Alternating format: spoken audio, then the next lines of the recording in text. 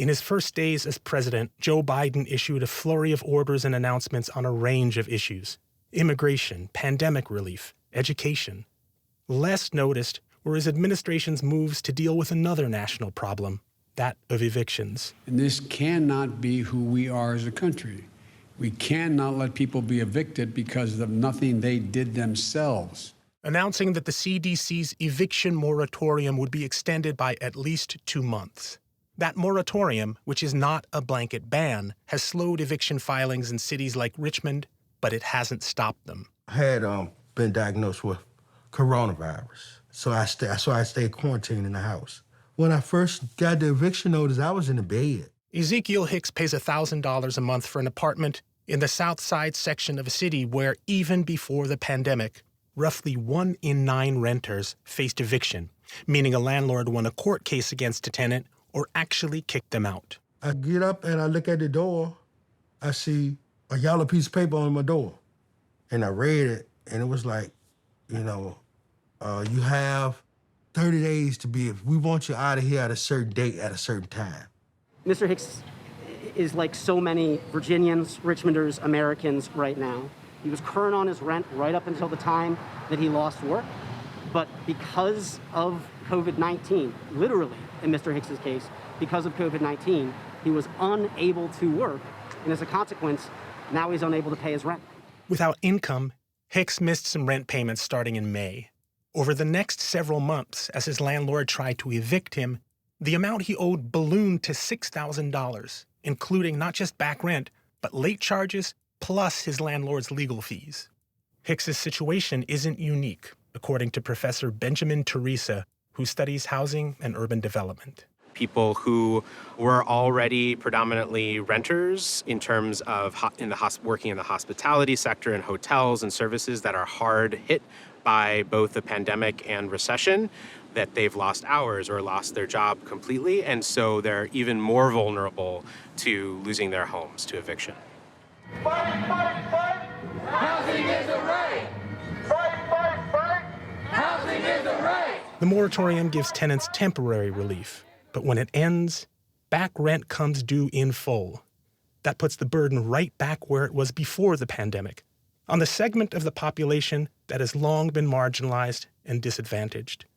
About 25% of people here live below the poverty line. Researchers at Virginia Commonwealth University found that the decisive factor in evictions in Richmond isn't lack of money.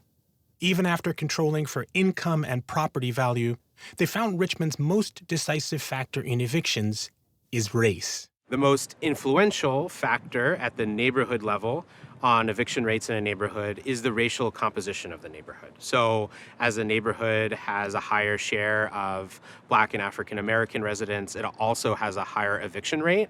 And then conversely, if the neighborhood is whiter, it has a lower eviction rate.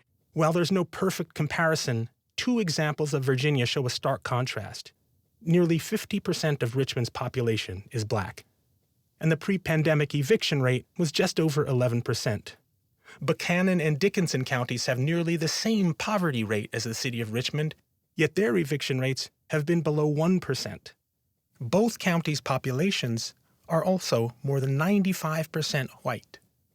Why does the burden of evictions weigh heaviest on Richmond's Black and brown citizens? One explanation may lie in the past, when a racial caste system ruled the South, says housing advocate Tracy Hardney Scott. This is still the home of the Confederacy, so racism runs rampant in here, and the best way to control Negroes is to keep them in a place. And so the best place to keep them is totally in low income, lack of resources, lack of education.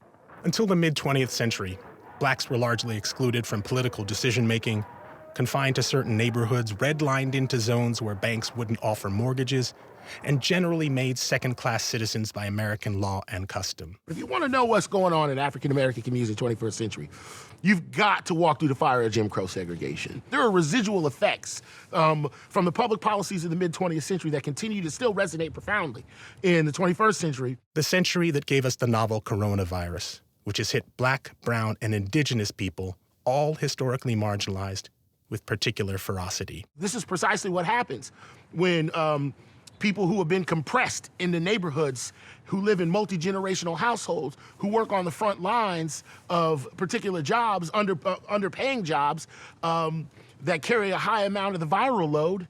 Diseases may not care about race or socioeconomic status, but socioeconomic status and race have a profound influence on the nature in which diseases affect certain people and not others. Hicks eventually recovered from the virus.